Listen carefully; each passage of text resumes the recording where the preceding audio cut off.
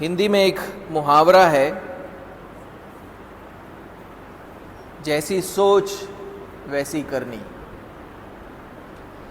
मूल रूप से उसका अर्थ यह है कि हमारे कार्य हमारे सोच को प्रकट करता है। एक हद तक ये सही भी है। एक व्यक्ति के कर्मों को देखकर हम समझ सकते हैं कि उसकी सोच कैसी होगी, या दूसरे शब्दों में कहूँ तो आपका सोच आपके व्यवहार पर प्रभाव डालता है। लेकिन मनुष्य के मन में जो सोच आते हैं उनमें से एक सोच ऐसी है जो पृथ्वी पर हमारे जीवन को और हमारे अनंत जीवन को भी बदल कर रख सकता है, और वो सोच है यीशु मसीह के बारे में हमारी सोच। अगर वो सोच के कारण आप यीशु पर विश्वास करते हो अथवा उसको नकारते हो, तो वो सोच एक पवित्र जीवन अथवा एक पापमय जीवन के बीच में फर्क बन सकता है। इतना ही नहीं, यीशु पर विश्वास करना अथवा उसको नकारना और उसके कारण जो जीवन उत्पन्न होगा वो ये भी निर्णय करेगा कि आपकी अनंतता कैसी होगी। और इस बात को स्पष्ट करता है यहूदा का 13वां आयत। तो आए हम उस आयत को एक बार पढ़े।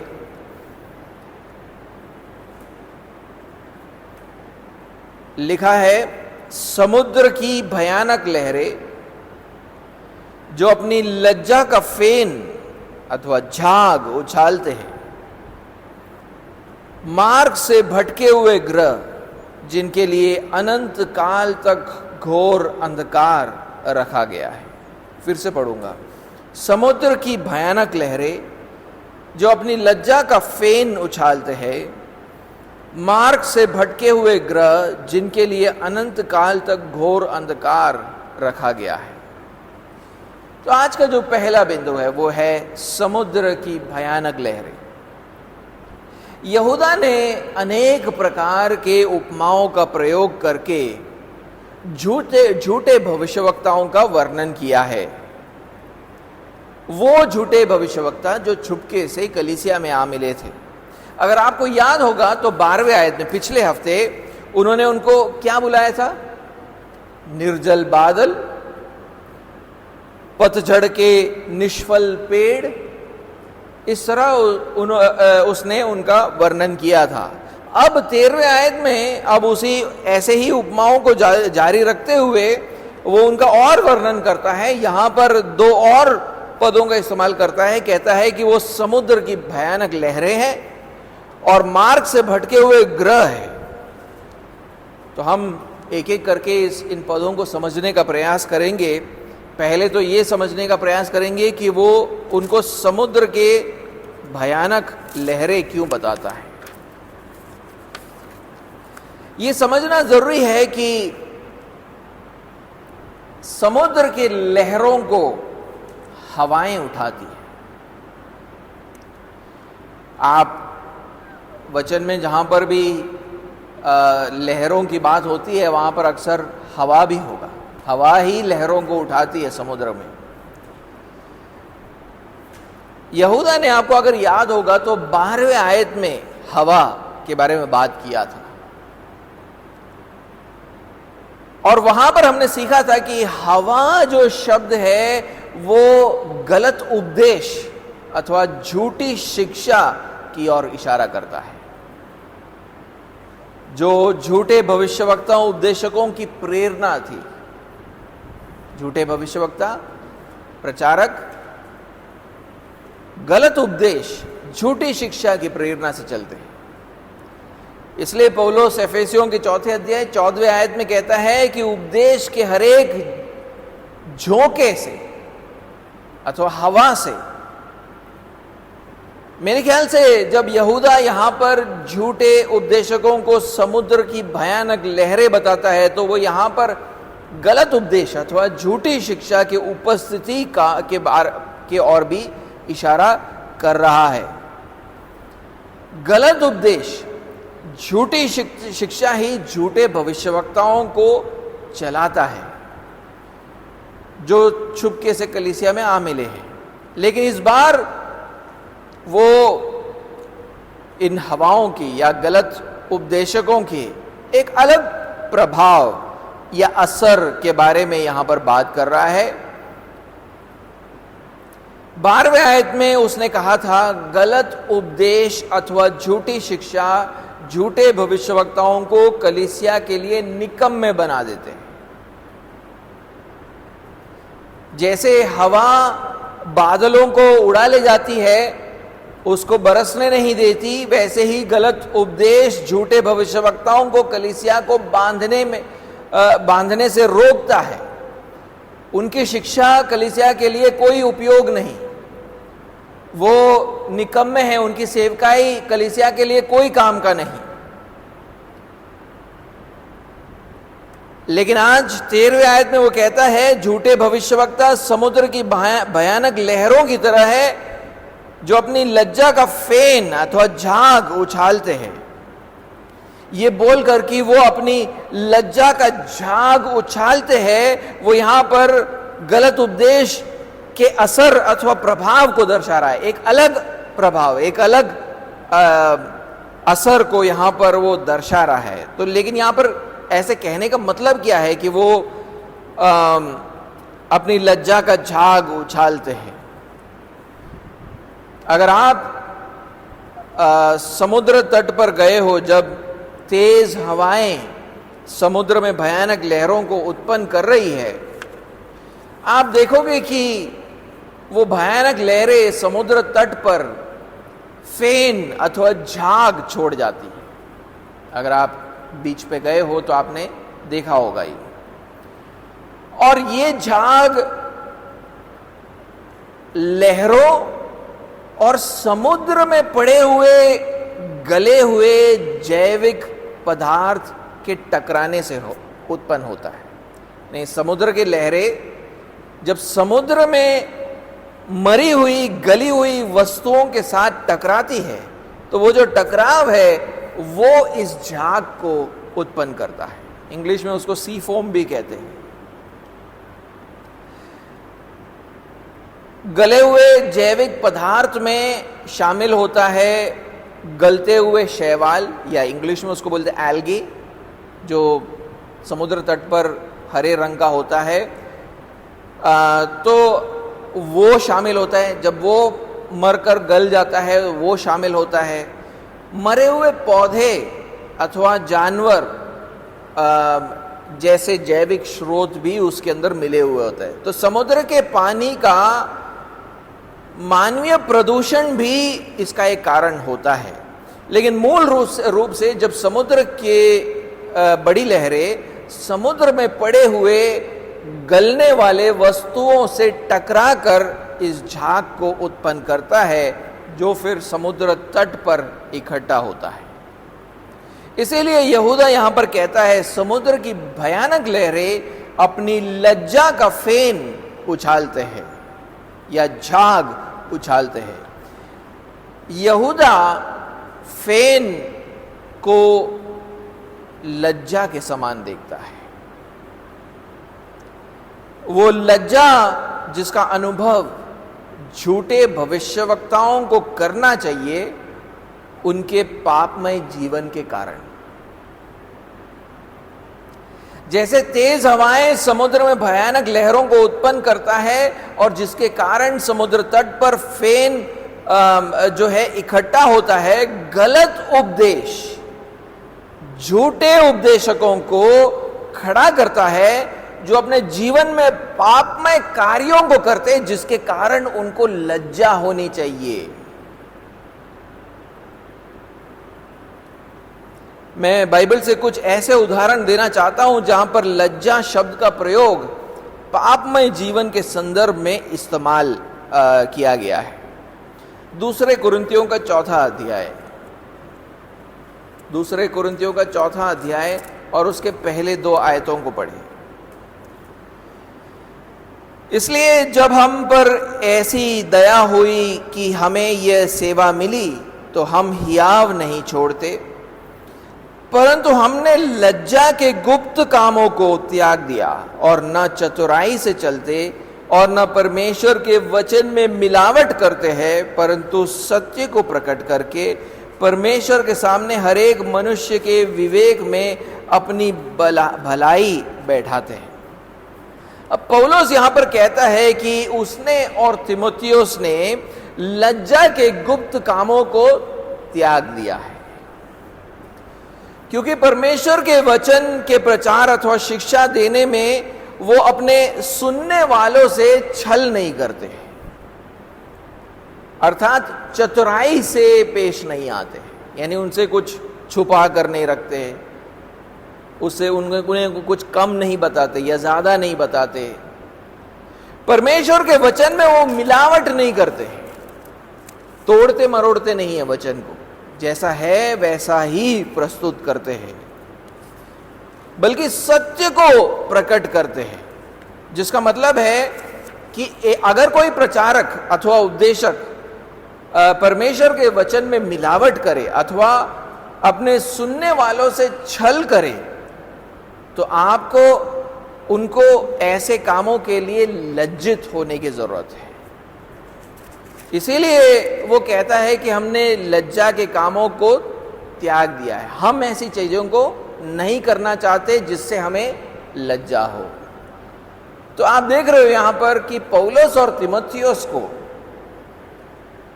गलत शिक्षा, गलत उपदेश, झूठी शिक्षा उनके लिए लज्जा का कारण है। उसके ऊपर वो घमंड नहीं करना चाहते हैं। वो घमंड इस बात पर करते हैं कि वो सत्य को बताते हैं, जैसा है उसको वैसा ही बताते हैं। फिलिपियों का 3रा अध्याय पढ़े, फिलिपियों का 3रा अध्याय और उसका 18 से 19 पढ़े। क्योंकि बहुत से ऐसी चाल चलते हैं जिनकी चर्चा मैंने तुमसे बार बार की है और अब भी रो रो कर कहता हूं कि वे अपनी चाल चलन से मसीह के क्रूस के बैरी हैं। उनका अंत विनाश है, उनका ईश्वर पेट है। वे अपनी लज्जा की बातों पर घमंड करते हैं और पृथ्वी की वस्तुओं पर मन लगाए रहते हैं। यहां पर पौलुस ऐसे लोगों के बारे में बात कर रहा है जो मसीह के क्रूस के बैरी हैं। ऐसे लोगों के बारे में बात कर रहा है जो यीशु के पीछे चलने के लिए एक दाम चुकाना नहीं चाहते हैं, बल्कि वो तो इस संसार के सब पापमय सुखों का अनुभव करना चाहते हैं, उसको भोगना चाहते हैं। इसलिए वो कहता है वहां पर उनका ईश्वर उनका पेट है। वे अपनी लज्जा की बातों पर घमंड करते हैं और पृथ्वी की वस्तुओं पर मन लगाए रहते हैं।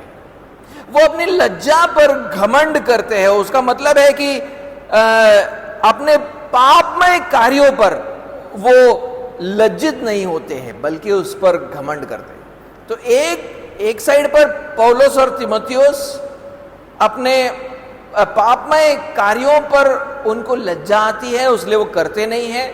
लेकिन दूसरी ओर अविश्वासी लोग हैं जो अपने पापमय कार्यों पर लज्जित नहीं होते हैं, बल्कि उस पर घमंड करते हैं। प्रकाशित वाक्य 3रा अध्याय 18वां आयत को भी पढ़े। प्रकाशित वाक्य 3रा अध्याय और 18वां आयत। इसीलिए मैं तुझे सम्मति देता हूं। तो यहां पर यीशु मसीह लौदीकिया की कलीसिया से बात कर रहे हैं। इसीलिए मैं तुझे सम्मति देता हूं कि आग में ताया हुआ सोना मुझसे मोल ले कि तू धनी हो जाए, और श्वेत वस्त्र ले ले कि पहनकर तुझे अपने नंगेपन की लज्जा ना हो, और अपनी आंखों में लगाने के लिए सुरमा ले कि तू देखने लगे। तो यहां पर वो उनसे कहते हैं कि उनके नंगेपन की लज्जा के बारे में वो यहां पर बात कर रहा है। वो उनके उसके प्रति उनका जो सुस्ती है, ये लूकवार्मनेस, ऐसी कलीसिया जो यीशु मसीह के लिए कुछ करना नहीं चाहती है, तो यीशु उनसे कहता है कि उनको उस पर विश्वास करना चाहिए ताकि वो एक सरगर्म जोशीला जीवन जी पाए जिससे वो प्रसन्न हो पाए। इसलिए वो कहते हैं कि वो उनसे श्वेत वस्त्र ले ताकि पहनकर उनको अपने नंगेपन की लज्जा ना हो। तो यानी अगर आप यीशु मसीह के प्रति जोशीले नहीं हैं, सरगर्म नहीं हैं, बल्कि उसके प्रति ठंडे पड़ चुके हैं, तो लज्जा का कारण है। तो यीशु मसीह कहता है कि तेरे इस नग्नपन की लज्जा को छिपाने के लिए तू मुझसे जो है कपड़े खरीद। यानी कहने का मतलब है कि मैं तुझे सरगर्म बनाऊंगा, मैं तुझे जोशीला बनाऊंगा, मैं तुझे अच्छे कार्यों के लिए तत्पर बनाऊंगा।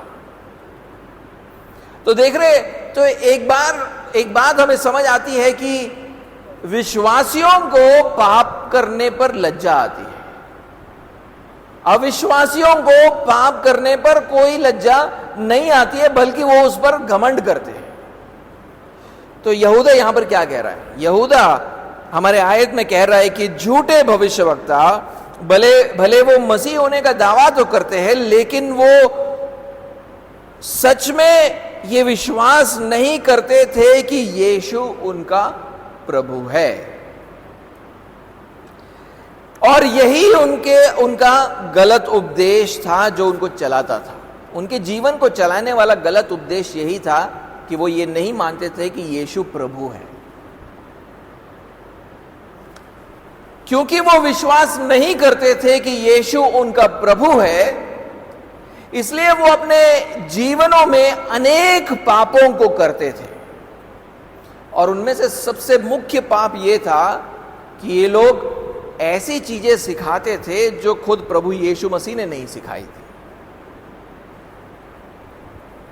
फिर भी उन्हें पौलुस और तीमुथियुस जैसा लज्जा नहीं आता है, बल्कि वो तो फिलिपियों के 3 अध्याय में पाए हुए मसीह के क्रूस के बैरियों की तरह अपने पापों पर लज्जा नहीं करते हैं, बल्कि वो तो अपने झूठे भविष्यवाणी के द्वारा कई और पापों को प्रोत्साहन देते हैं।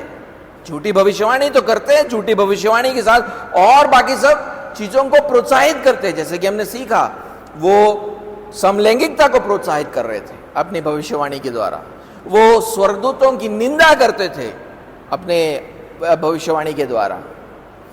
अपने पापमय कार्यों पर लज्जित होने के बदले वो अपने पापमय जीवन पर घमंड करते थे। इसीलिए वो लिखा है, वो तो समुद्र की लहरों के समान है जो अपनी मरी हुई गलने वाली वस्तुओं को छुपा लेने के बदले उसको बाहर लेकर आती है ताकि सब उसको देख पाए। यानी समुद्र अपनी गली हुई सड़ी हुई चीजों को बाहर लेकर आती है, समुद्र तट पर फेंकती है जहां पर सब उसको देख पाए, और वो अपने इस चीज पर घमंड करते हैं। भविष्यवक्ता ऐसे ही है, वो अपने पाप पर लज्जित नहीं होते, बल्कि वो तो घमंड करते हैं, वो सबके सामने उसको प्रस्तुत करते हैं, उस पर वो आनंदित होते हैं। तो हम यहां पर यह सीख रहे हैं कि आप यीशु मसीह के बारे में जो विश्वास करते हैं, वो विश्वास निर्णय करेगा कि आपका जीवन कैसा होगा। यीशु मसीह के बारे में आप जो विश्वास करते हो वैसा आपका जीवन होगा। अगर आप ये विश्वास नहीं करते हो कि यीशु प्रभु है, तो आप एक पापमय जीवन ही जीते जाओगे, आप पापमय जीवन ही उत्पन्न करोगे। क्यों? क्योंकि आपको किसी से डर ही नहीं है। आपको अगर प्रभु यीशु का डर होगा तभी आप एक पवित्र जीवन जियोगे ना।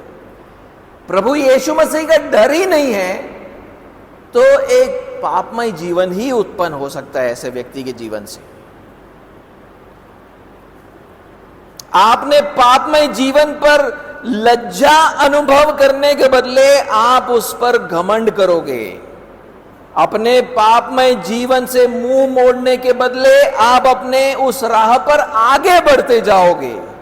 आप पौलुस और तीमुथियुस की तरह नहीं बनेंगे जिन्होंने लज्जा के गुप्त कामों को त्याग दिया था और सही रास्ता अपनाया था।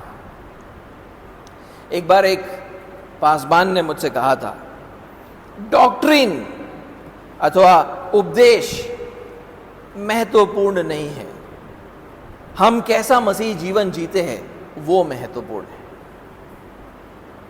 डॉक्ट्रिन या उपदेश महत्वपूर्ण नहीं है, हम कैसा मसीह जीवन जीते हैं वो महत्वपूर्ण है। लेकिन ये बिल्कुल गलत है, क्योंकि इन दोनों चीजों को अलग किया ही नहीं जा सकता। यहां पर यहूदा हमें सिखा रहा है कि झूठे भविष्यवक्ताओं के पापमय जीवन का कारण ही उनका झूठा उपदेश था, उनका झूठा उपदेश पर उनका विश्वास था। क्योंकि वो प्रभु यीशु को प्रभु नहीं मानते थे, इसीलिए वो पापमय जीवन जीते थे। झूठा उपदेश ही उनके पापमय जीवन को चलाता था। तो अगर आपको पाप से लड़ना है तो उसका सही समाधान यह है कि आप यीशु को जानने का प्रयास करें और उस पर विश्वास करें। अगर आपके कोई भाई है, बहन है, रिश्तेदार है, आप देख रहे हैं कि वो पापमय राह पर चलता ही जा रहा है, आप उसको रोकने का प्रयास कर रहे हो लेकिन वो रुक नहीं रहा है। वो इसलिए है क्योंकि वो प्रभु यीशु मसीह को नहीं जानता है।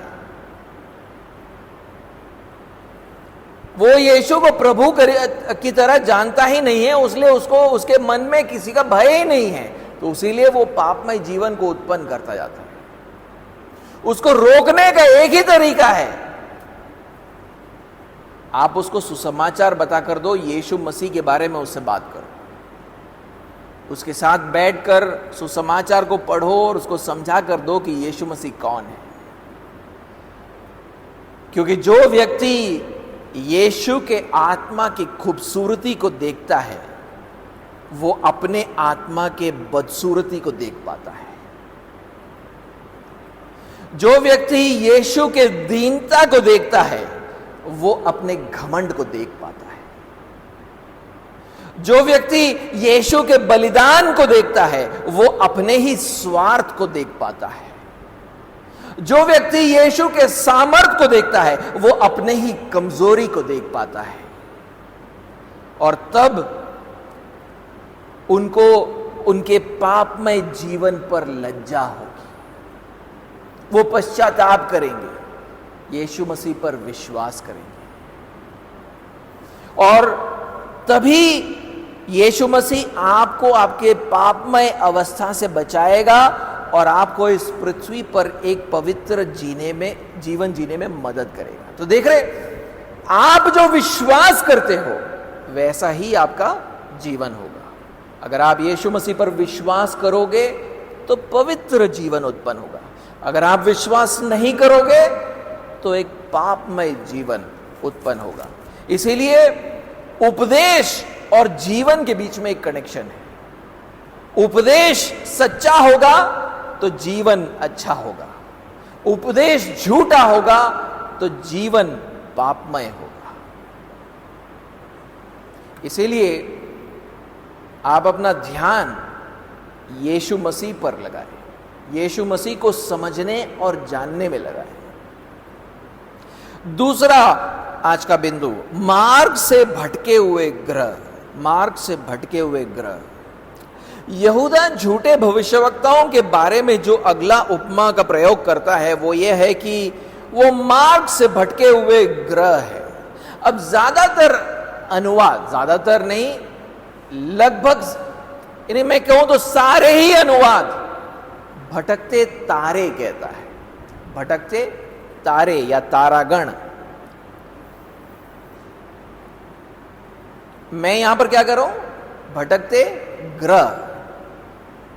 ट्रांसलेशंस कहते स्टार्स, मैं कह रहा हूं प्लैनेट। क्योंकि और अनुवाद क्यों ऐसा कहते हैं? क्योंकि उनको लगता है कि लेखक यहां पर एक शूटिंग स्टार अथवा मेटियोराइट अथवा हिंदी में उल्का की बात कर रहा है। आपने देखा है ना, आप आसमान में देखते हो तो ऐसा लगता है कि तारा अचानक से आसमान से क्रॉस कर गया और बस अंधकार में चला गया। तो ज़्यादातर लोगों को लगता है कि यहाँ पर जब भटकते तारे की बात हो रही है तो उसकी बारे में बात हो रही है, लेकिन एक मेटियोराइट या शूटिंग स्टार टेक्निकली तारा नहीं होता है। और एक शूटिंग स्टार अथवा मेटियोराइट को भटकता तारा कहना थोड़ा अजीब लगता है, क्योंकि वो भटकता नहीं है, वो तो जाता है, खत्म हो जाता है, वो भटकता नहीं रहता है। यहां पर यहूदा जो है भटकते ग्रहों की बात कर रहा है। और मैं क्यों ऐसा सोचता हूं? पहली बात, यहूदा जिस यूनानी शब्द का प्रयोग यहां पर करता है वो है प्लैनेटेस, जिससे हमारा इंग्लिश वर्ड प्लैनेट निकल कर आता है, जिसको हम हिंदी में ग्रह भी बोलते हैं। लेकिन कंफ्यूजन इसमें उत्पन्न होता है कि यूनानी भाषा में इसी शब्द का प्रयोग, प्लैनेटेस शब्द का प्रयोग ग्रह के लिए भी होता है और तारों के लिए भी होता है।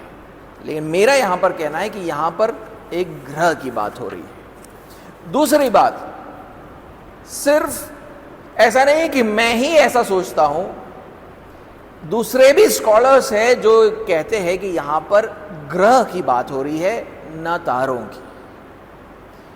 अगर आप एक्सपैंडेड बाइबल के नोट्स को पढ़ोगे तो वहां पर इसके बारे में डिस्कशन दिया गया है। डगलस मू जैसा जो स्कॉलर है जिसने NIV कमेंट्री लिखा है 2 पीटर और जूड के ऊपर, वो भी कहता है कि यहां पर भटकते ग्रह के बारे में बात किया जा रहा है। तीसरा कारण यह है कि सच में भटकते ग्रह होते हैं। साधारण रीति से तो ग्रह किसी तारे का परिक्रमा करते हैं, पता है ना, ग्रह जो है किसी तारे का परिक्रमा करते हैं। लेकिन भटकता ग्रह वो ग्रह होता है जो एक प्लैनेटरी सिस्टम से बाहर निकाल दिया गया है। प्लैनेट्स के बीच में एक, साइंस की भाषा यूज कर रहा हूं, लेकिन ग्रेविटेशनल इंटरैक्शन होता है, जिसके कारण ग्रह कभी अंदर धकेले जाते हैं या बाहर धकेले जाते हैं। लेकिन कुछ कुछ ग्रह जो है उनको ग्रेविटेशनल इंटरैक्शन के द्वारा वो प्लैनेटरी सिस्टम से बाहर निकल जाते हैं। वो इसलिए वो किसी तारे के चारों ओर नहीं घूम रहे हैं, वो अपने कक्षा से बाहर निकल चुके हैं और वो स्पेस में बस फिर ऐसे ही भटकते रहते हैं। एक झूठे भविष्यवक्ता को एक भटकते ग्रह के समान देखना सही भी है। जैसे एक ग्रह उसके कक्षा में उसको रहना जरूरी है, एक भविष्यवक्ता को भी उसको दिए गए प्रधानता में रहकर कार्य करने की जरूरत है।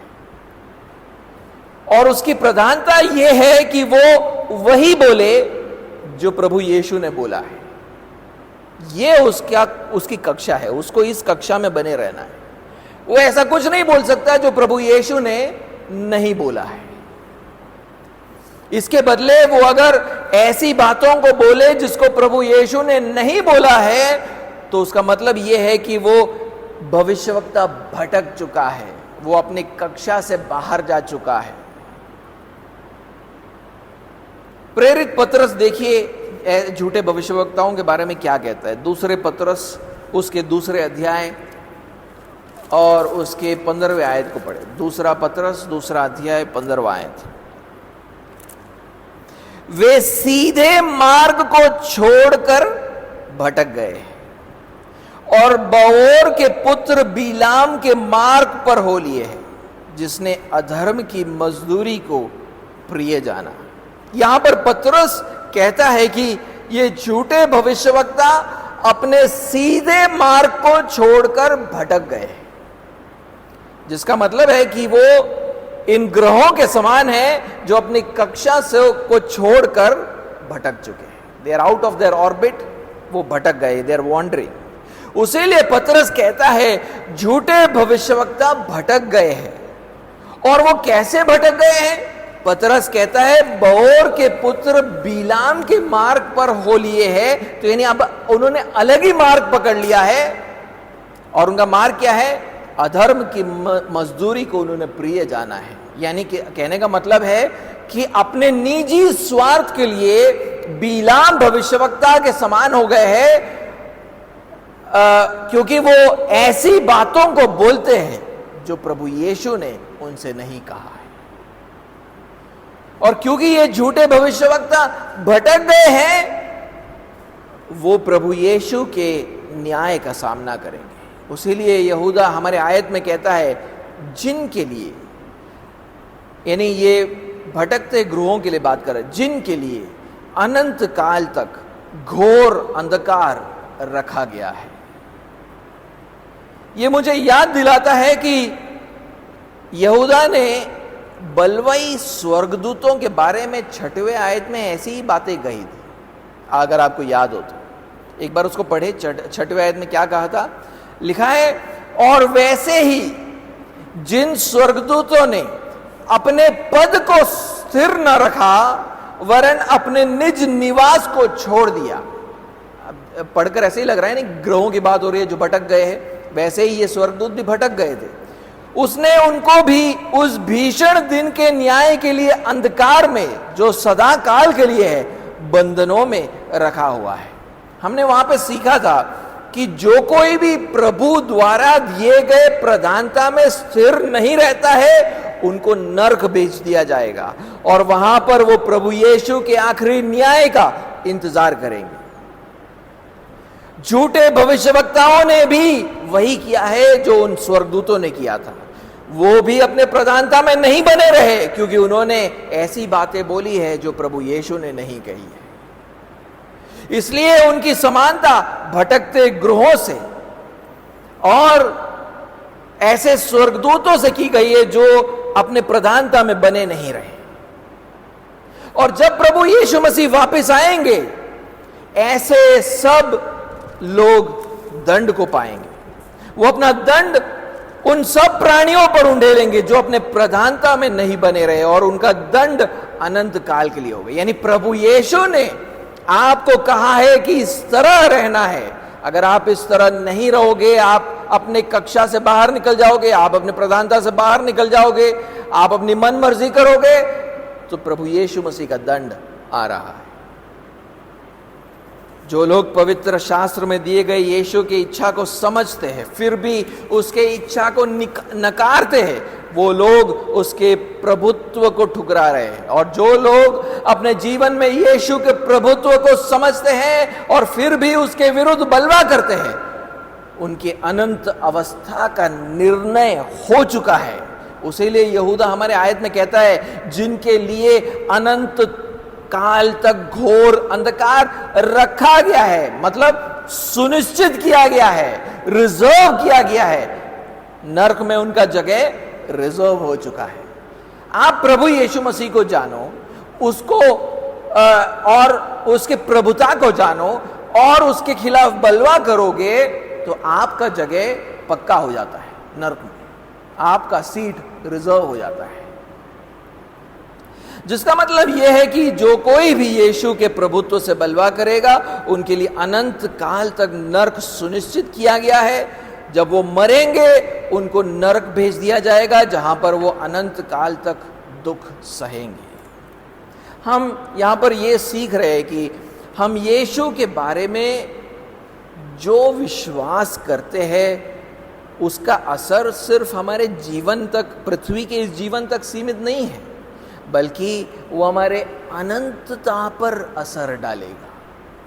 यीशु मसीह के बारे में जो हम सोचते हैं उसका असर हमारे अनंत जीवन, हमारा जो डॉक्ट्रिन है उसका असर सिर्फ हमारे जीवन तक सीमित नहीं है, उसका असर हमारे अनंत जीवन तक होगा। प्रकाशित दुआ के 20वें अध्याय और 11 से लेकर 15 तक पढ़िए। प्रकाशित वाक्य 20वां अध्याय 11 से लेकर 15। फिर मैंने एक बड़ा श्वेत सिंहासन और उसको जो उस पर बैठा हुआ है देखा। उसके सामने से पृथ्वी और आकाश भाग गए और उनके लिए जगह न मिली। फिर मैंने छोटे बड़े सब मरे हुओं को सिंहासन के सामने खड़े हुए देखा और पुस्तकें खोली गई। और फिर एक और पुस्तक खोली गई, अर्थात जीवन की पुस्तक। और जैसा उन पुस्तकों में लिखा हुआ था वैसा ही उनके कामों के अनुसार मरे हुओं का न्याय किया गया। समुद्र ने उन मरे हुओं को जो उसमें थे दे दिया, और मृत्यु और अधोलोक ने उन मरे हुओं को जो उनमें थे दे दिया, और उनमें से हरेक के कामों के अनुसार उनका न्याय किया गया। मृत्यु और अधोलोक आग की झील में डाले गए। यह आग की झील दूसरी मृत्यु है, और जिस किसी का नाम जीवन की पुस्तक में लिखा हुआ न मिला वह आग की झील में डाला गया। आखिरी दिन पर जब यीशु मसीह अपने न्याय के गद्दी को संभालेंगे तब बहुत सारी पुस्तकें खोली जाएंगी, और इन पुस्तकों में उन लोगों के कामों के बारे में लिखा होगा जिन्होंने प्रभु यीशु मसीह पर विश्वास नहीं किया था, जिनका प्रभु यीशु मसीह के बारे में डॉक्ट्रिन ठीक नहीं था। उनके अविश्वास के कारण और उनके अविश्वास से उत्पन्न होने वाले हरेक पापों के कारण उनको फिर आग के झील में डाला जाएगा, जहां पर वो अनंत काल के लिए दुख सहेंगे। और मैं आपसे कहना चाहता हूं, एक बार वहां चले गए तो उससे छूट नहीं पाएंगे कभी। इसकी गंभीरता को समझने के लिए मैं आपसे ये कहना चाहता हूं कि आज अगर हम दुख सह रहे हैं तो हमें एक आशा होती है कि कल बेहतर होगा, है ना। आज हम दुख सह रहे हैं तो हमारे पास आशा है कि कल बेहतर होगा। अगर आप अपने जीवन में एक भावनात्मक रूप से अंधकारमय क्षण से आज गुजर रहे हो तो आशा रहती है कि आप भविष्य में आनंद भरे दिन को देखोगे, लेकिन नरक में उस आशा को पूरी तरीके से कुचल दिया जाएगा। कहने का मतलब है वहां पर आपके भावनात्मक और शारीरिक दुख कहीं ज्यादा होंगे, और ऐसी कोई आशा नहीं होगी कि कल बेहतर होगा। जिस अवस्था में जिस पीड़ा जिस दुख का अनुभव करोगे वो पीड़ा हमेशा हमेशा हमेशा हमेशा के लिए सहोगे, उससे कोई छुटकारा नहीं होगा। लेकिन एक और किताब है जिसको यीशु मसीह के न्याय के गद्दी के सामने खोला जाएगा, वो है जीवन की पुस्तक। इसमें उन लोगों का नाम होगा जो यीशु को सच में जानते थे और उस पर विश्वास करते थे। वो लोग नरक के बदले अनंत जीवन और उसके साथ परमेश्वर के सारे आशीषों को पाएंगे। और उस जीवन के बारे में 21वें प्रकाशित वाक्य 21वें अध्याय है उसके 4थे आयत में लिखा है कि वह उनकी आंखों से सब आंसू पोंछ डालेगा, और इसके बाद मृत्यु न होगी, न शोक, न विलाप, न पीड़ा रहेगी, पहली बातें जाती रहेगी। क्या ये इन लोगों को दंड चुकाने के लिए कोई पाप नहीं थे? नहीं थे, क्योंकि जब उन्होंने यीशु को सच में जाना और उस पर विश्वास किया, उनके सारे पाप क्षमा हो गए थे।